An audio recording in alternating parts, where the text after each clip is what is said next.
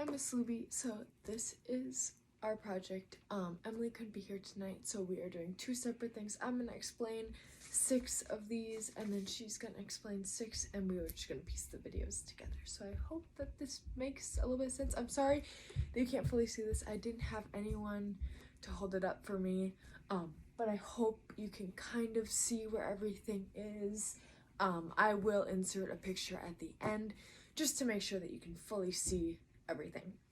All right, I am going to get out of the frame a little bit just so then you can see mostly everything that's going on. I am going to be pointing to things. I will be looking down because I'm looking at my half sheet of paper, and then I have a little sheet of paper just reminding me of a couple things, but mainly just the half sheet of paper just to remind me. Okay, so starting off, we have the ligase. The ligase is the things that hold the Okazaki fragments together because in a DNA sample, it replicates from 3' to 5'. And on the leading strand, it's going to, it replicates perfectly because it can go from 3' to 5'. I hope you can see that. There's 5' over there, so it can go perfectly in a perfect straight line. But then you get up here and it has to be opposite. And so 3' to 5', that would be replicating the complete opposite way, and you cannot have that happen. And so what this has to do is it has to have the RNA primer bases, which are like the starters, I guess you could say, or that's how I like to remember it. And so they start, so I just say the RNA starts it while the DNA continues, but it cannot keep continuing this way. It has to keep going, and so then it would have to start another fragment and another fragment, and the DNA always has to be more than the RNA. Well, the ligase is holding it together. It's holding the fragments together to create one long line, which creates another DNA. And so that is what is going on here. As I was saying before, the part of the DNA that has the Okazaki fragments, that is going to be the lagging strand, because instead of like the leading strand, it sounds so like smooth and it's going, while the lagging strand, there's like chops, and so it's lagging. Now, here is the helicase. This is the thing that is pretty much breaking up the DNA. It is kind of like, I don't know how to explain it. It's like going in between the DNA and it's separating it. It's holding it. It's pulling it away from each other so that more DNA can be created. Now I will turn it over to Emily.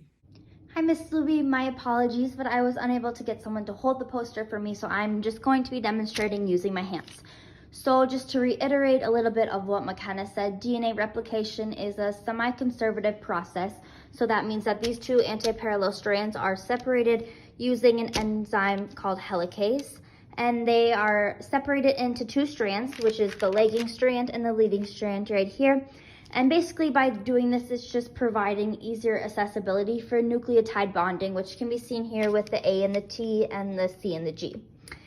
Just to point out here, the single strand binding proteins basically bind to the newly separated DNA strands, and they just keep the strands separated by like holding them in place. And then to go a little bit more in depth on the step-by-step processing, the RNA primers add a primer, which is basically just a short nucleic acid sequence to each 3' end. And then after that, the DNA polymerase, which you can see right here on the strands, basically works as a catalyst for synthesizing DNA. And then that works in a 5' to 3' direction. And so then our third step is the leading strand, which undergoes this base pairing first because it moves in a 5' to 3' direction. After that, then we move on to the lagging strand. And the lagging strand does work in a 3' to 5' direction discontinuously. So therefore, it is used with these Okazaki fragments right here. And I know McKenna talked a little bit more about those. Those fragments are held together using the DNA ligase.